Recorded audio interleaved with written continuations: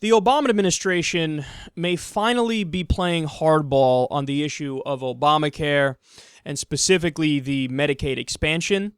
The National Journal reports, quote, more than 20 states have rejected Obamacare funds to expand Medicaid because of Republican opposition, and the administration has had little recourse beyond rhetoric and willingness to accommodate alternative programs more palatable to conservatives to change their minds. The states have held all the cards until now. They continue, the feds find themselves with some leverage, intentionally or not, and state lawmakers in one of the biggest holdouts, Florida, are feeling the pressure.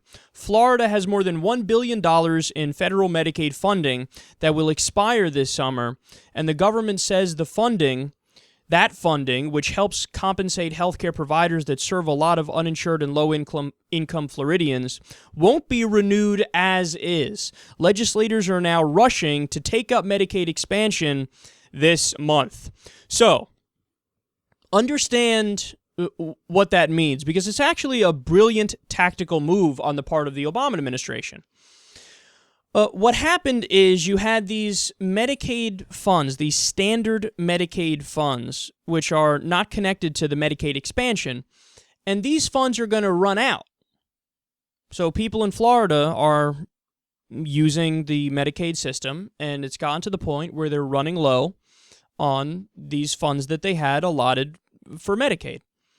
So what they're doing is Florida is going to the federal government, and they're saying, hey, you know, can you guys like hook us up with that old school deal, the normal deal, the Medicaid funds without the expansion attached to it, because we hate Obama and we're being obstructionist and we don't want anything to do with Obamacare, so we're going to say fuck you to our citizens just to snub Obama. So could you just hook us up with the old deal and give us some money, but Medicaid money that's not part of the expansion? And the Obama administration is going, bitch. All or nothing, take it or leave it, your move. So in other words, you're already fucking over a lot of your constituents and your citizens in Florida. So either be a man and stick by what you've been saying all along and say, okay, you know, I'll go down with the ship, I don't give a fuck. Let's fuck them all, I don't care. Forget Medicaid in every way, shape, and form in this state. Let's fuck over more of our people. Either do that or grow a fucking brain and say, okay, I'll take the Medicaid funds along with the Medicaid expansion, because the Medicaid expansion would make it so that everybody who needs care in Florida is going to get the care that they deserve. So it's all or nothing. They're putting it on the line. And then, of course, if in Florida they decide to go the evil route, the administration can turn around and say, I don't know what you're talking about. I offered to take care of everything. We offered to give them all the help that they need, all the help they actually need. Not this bullshit half measure where we don't do the Medicaid expansion, but we do the old school Medicaid funding, and it's not enough. So I want to help everybody there. They're blocking us from helping everybody there. Blame them. They're the problem, not us. Brilliant tactical maneuver.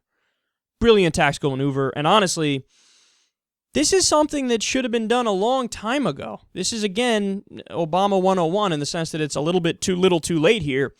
But you had the strongest political argument anybody's ever had with what happened with Obamacare originally when it was implemented. When all these red states decided to opt out of the Medicaid expansion, you could have used that issue alone to crush in the midterm elections. Because all you had to do was come out and give the Harvard study numbers, and you would have won over many, many people. All you had to do was go out and say, new Harvard study, 17,000 people are going to die every year in America because they don't have access to the Medicaid expansion under Obamacare. 17,000 people are going to die simply because Republicans don't want to do this. Scribble on a page, do their signature to sign on to the Medicaid expansion. And the federal government picks up 100% of the tab for 3 to 5 years. And then after that, it's I think it's like 90% or something like that. So they're just flat out doing it because they hate Obama. That's it. That's all they're doing. So because of partisan politics, they're dooming 17,000 Americans to die All you had to do was go out there, make that argument over and over and over, and the Republicans would have caved, and you also would have won the election by a landslide. Because you're giving the American people a fact that makes it so that they don't have a choice but to vote Democratic. They could even say, see, that's the thing, the Democrats never understand this. People don't have to like you to vote for you. That's the mistake everybody makes in politics. They think like, oh, you just have to be likable and that's it. No, they could fucking hate you but think, but God, that guy does the right thing. What am I supposed to do? He's advocating for the people, even though I hate his personality. And then they'll vote for you. So you could have went out there and made that argument over and over and over, and you would have won. You would have been abrasive, you would have been obnoxious, and you would have been slamming the Republicans in the harshest way, but it would have worked. But they didn't do that.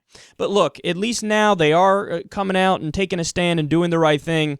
And if I were the Democrats, I'd put my boot on the neck, son.